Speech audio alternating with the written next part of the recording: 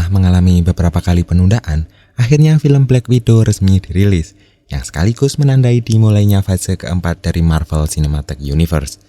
Pada film Avengers Endgame, Black Widow atau Natasha Romanoff diceritakan telah mati dengan merelakan jiwanya sebagai pengganti Soul Stone. Nah, di film solonya ini akan fokus mengungkap tentang asal-usul dan masa lalu dari seorang mata-mata asal Rusia tersebut. Sementara film ini akan mengambil latar waktu pasca Captain America Civil War, di mana kala itu Natasha bersembunyi dari buruan PBB karena membantu pelarian Steve Rogers dan Bucky yang membelot. Tapi sebelum masuk ke alur ceritanya, silakan subscribe untuk membantu channel ini berkembang. Like jika suka pada video ini, dan halo YouTube, selamat datang di channel Narasinema.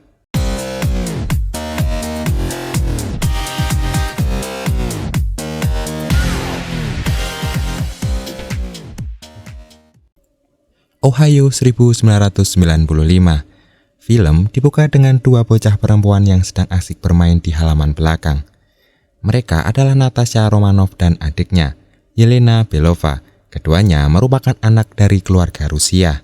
Tak lama kemudian, ibu mereka yaitu Melina memanggil keduanya untuk makan malam. Di meja makan, Melina melihat kecemasan pada wajah Alexei, suaminya. Tapi ia seolah sudah mengerti masalah apa yang akan mereka hadapi. Yap, mereka kini telah menjadi buronan polisi dan hanya punya sedikit waktu untuk melarikan diri. Karena tak mungkin menjelaskan situasi sebenarnya, Alexei mengatakan kepada kedua putrinya bahwa mereka akan berpetualang. Yelena yang masih kecil antusias menyambut rencana ayahnya. Berbeda dengan Natasha, ia sudah mulai paham kalau keluarganya tengah dalam bahaya. Mereka pun buru-buru berkemas, hanya sedikit barang yang bisa mereka bawa, termasuk sebuah disket yang menjadi salah satu barang terpenting bagi mereka. Alexei membawa mobilnya ke sebuah ladang yang ternyata adalah hanggar pesawat. Ia telah menyiapkan sebuah pesawat untuk kabur jika situasi darurat seperti sekarang ini terjadi.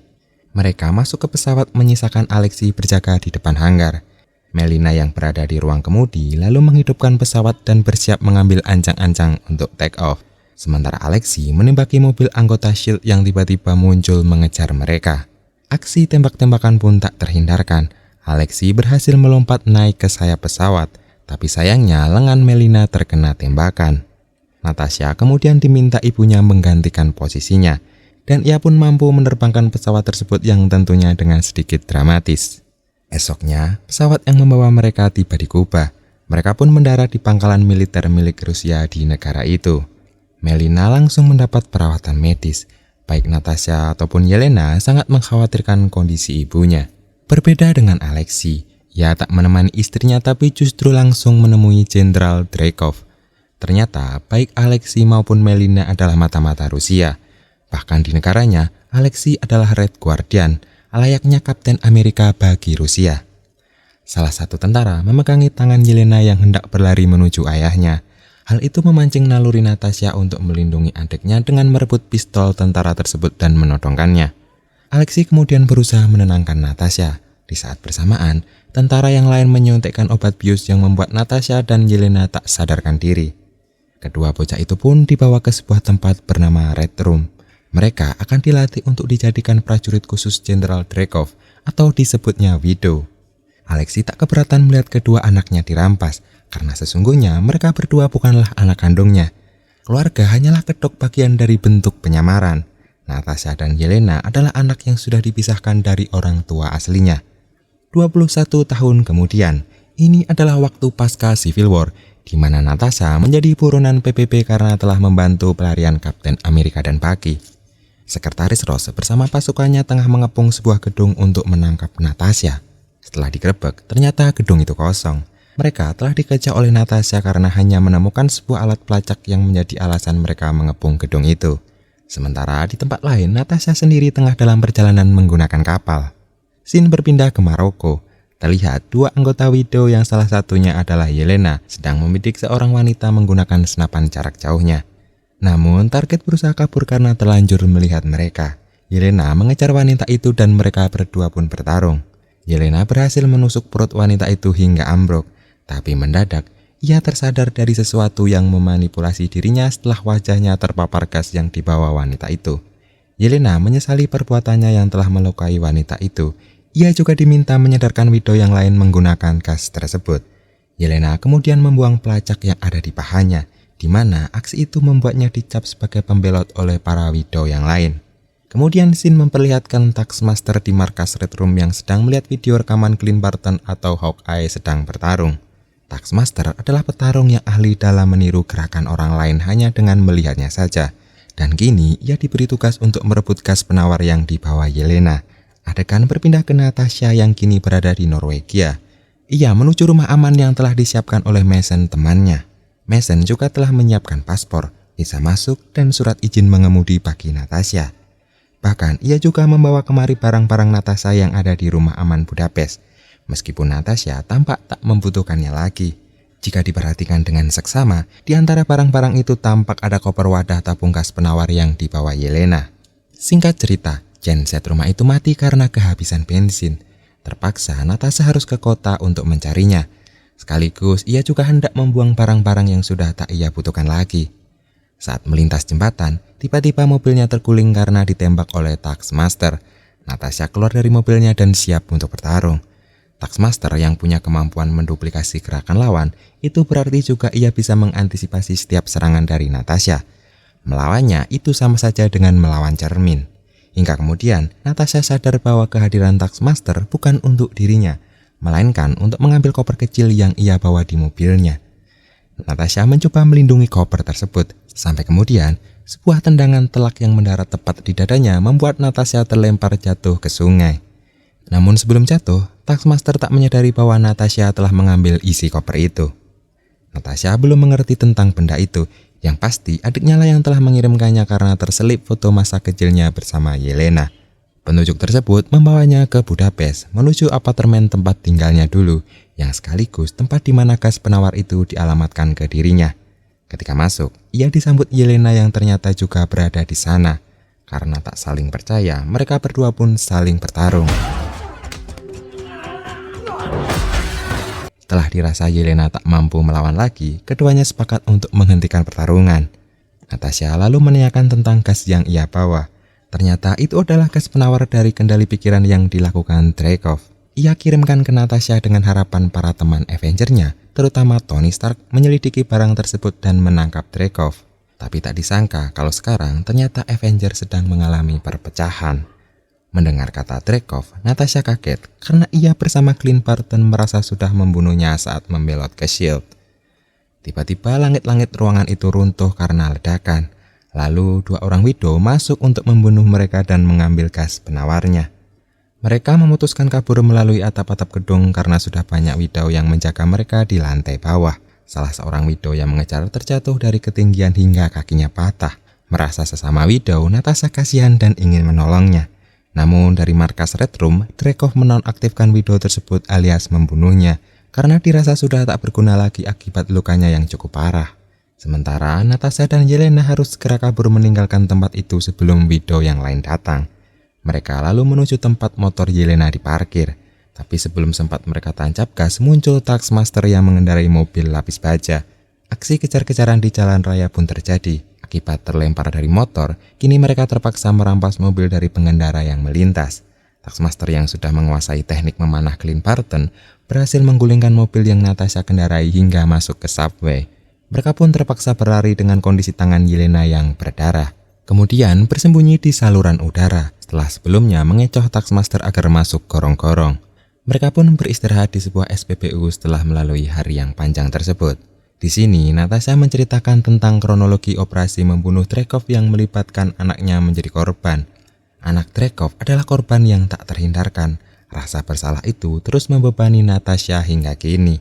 Nah, sekarang ia merasa perlu menyelesaikan misinya yang dulu gagal. Ia harus menghentikan Dreykov dan jaringan widow-nya. Meski untuk menemukan markas Red Room bukanlah perkara mudah. Para widow saja mesti dibuat tak sadarkan diri dulu jika akan keluar atau kembali ke Red Room. Namun, Natasha merasa kenal seseorang yang tahu tempat itu. Hanya saja mereka butuh pesawat untuk menemuinya. Singkat cerita, Mason telah menyiapkan pesawat yang Natasha perlukan. Meskipun itu tak terlihat seperti pesawat yang ia harapkan. Scene berpindah ke Alex yang kini di dalam penjara. Terlihat ia sedang menikmati adu panco yang tentu saja selalu ia menangkan. Namanya dipanggil sipir karena ia mendapatkan paket. Setelah ia terima, itu adalah boneka Red Guardian. Namun bukan boneka biasa, karena Alexei menemukan alat komunikasi yang disembunyikan di dalamnya. Ia pun memakai earpiece itu dan terdengar suara Natasha yang membimbingnya untuk kabur dari penjara tersebut. Natasha menunggu di atas bangunan penjara. Helikopter tersebut tak bisa turun lebih dekat lagi. Tak ada cara lain selain Natasha harus turun sendiri untuk menarik Alexei. Proses evakuasi yang berlangsung lama menjadikan helikopter tersebut sasaran empuk untuk ditembaki. Beruntung Yelena sukses membalas menembaknya dengan RPG. Namun, efek getaran yang ditimbulkan menyebabkan longsoran salju yang siap menimbun tempat itu. Dengan dibumbui adegan dramatis, mereka bertiga pun lolos meninggalkan tempat itu.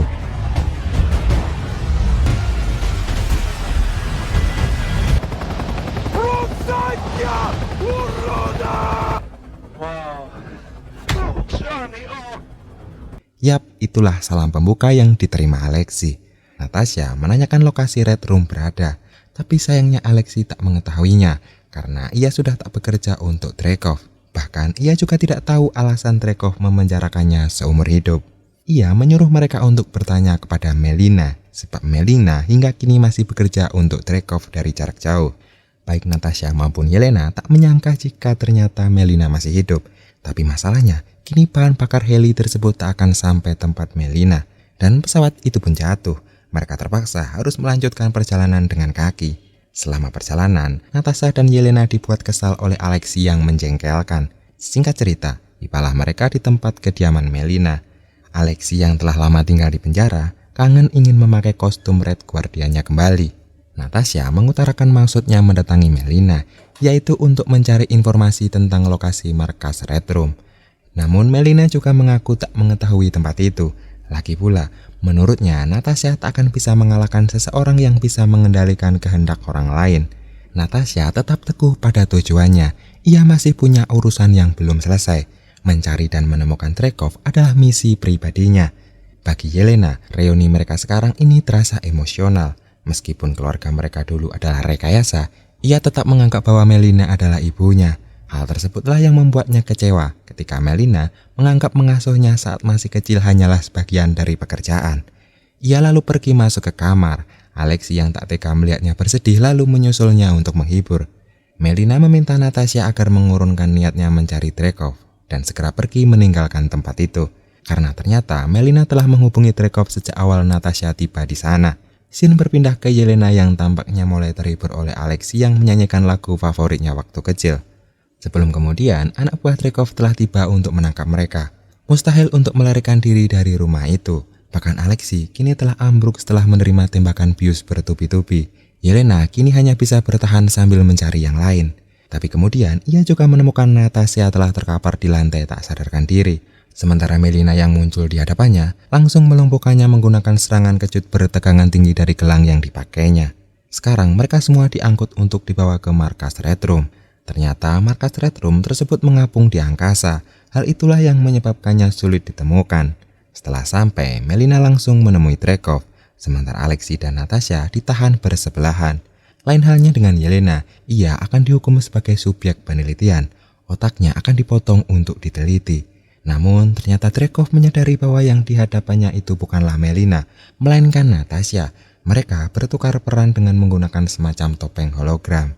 Sementara Melina yang ditahan bisa membuka kunci ruangan itu karena ialah yang merancangnya. Ia lalu menghubungi Yelena memberitahu bahwa ada pisau di saku kanannya.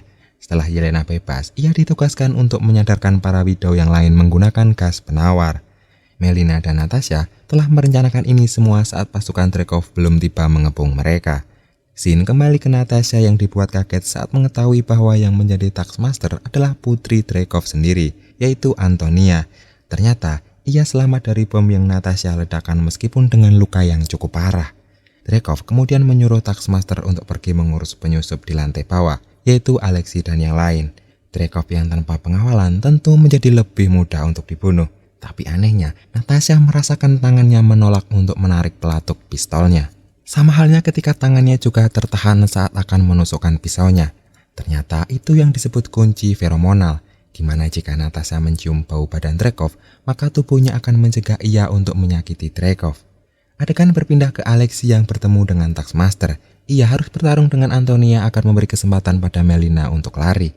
Dreykov menunjukkan bagaimana dan dari mana ia mengontrol para widow yang tunduk sepenuhnya pada perintahnya, yaitu dengan sebuah konsol kecil di tangannya. Setelah Natasha mendapat cukup informasi, ia lalu membenturkan dahinya ke meja untuk memutus saraf penciuman. Ia harus menghalangi reseptor penciumannya, dan itu tak cukup jika hanya dengan menahan nafas. Dreykov lalu mengaktifkan mode siaga dan membebaskan para widownya. Sementara di tempat lain, Melina menghancurkan salah satu mesin untuk menurunkan paksa pesawat itu. Ia lalu kembali ke Alexei untuk membantunya mengalahkan Antonia. Pada akhirnya, mereka berdua berhasil mengunci Antonia dalam ruangan tahanan.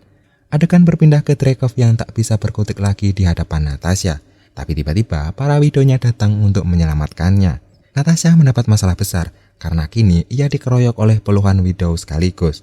Awalnya ia mampu bertahan, tapi lama-kelamaan tenaganya terkuras dan ia pun hanya bisa pasrah ketika tubuhnya dijadikan bulan-bulanan. Mendadak pecahan gas penawar yang dilempar Yelena di atas Natasha membuat semua widow tersadar. Natasha lalu meminta mereka semua untuk segera meninggalkan markas itu segera. Sementara ia sendiri akan menyalin semua file para widow terlebih dahulu. Melina dan Alexei terpaksa harus meninggalkan markas itu lebih cepat karena dermaga pesawat mereka telah runtuh. Di sisi lain, Yelena meledakkan baling-baling pesawat yang membawa Dreykov bersama pasukannya. Tapi efek ledakan itu juga membuat tubuhnya terlempar. Tanpa pikir panjang, Natasha juga ikut melompat terjun setelah sempat meraih sebuah parasut terlebih dahulu. Natasha berhasil menggapai Yelena untuk berbagi satu parasut bersama. Tapi beberapa saat kemudian, ia melepaskan tubuhnya dari parasut itu karena melihat Antonia yang meluncur ke arahnya. Mereka berdua pun sempat bertarung di angkasa, hingga mendarat bersama menggunakan parasut yang ada di kostum Taskmaster tersebut. Mereka kembali bertarung meskipun sebenarnya Natasha tak ingin melawan Antonia. Ia lalu membuka helm yang dipakai Antonia dan memecahkan gas penawar itu di depan wajah Antonia. Natasha lalu meminta maaf karena ledakan bom itu telah merubah jalan hidup Antonia. Setelah memastikan semuanya selamat, Natasha kemudian meminta mereka semua meninggalkan tempat itu karena Ross sebentar lagi akan sampai. Ia menolak tawaran Alexei untuk ikut dengan mereka karena ia masih punya tanggung jawab untuk menyatukan Avenger kembali. Scene ini menunjukkan begitu emosionalnya Natasha ketika menemukan arti keluarga yang sesungguhnya. Ia lalu berharap hal serupa juga terjadi pada Avenger. Film pun ditutup dengan datangnya iring-iringan mobil sekretaris Ross yang telah sampai di sana. Pada post-credit scene diperlihatkan Yelena tengah ziarah ke makam Natasha, yang mana ini adalah waktu sekarang.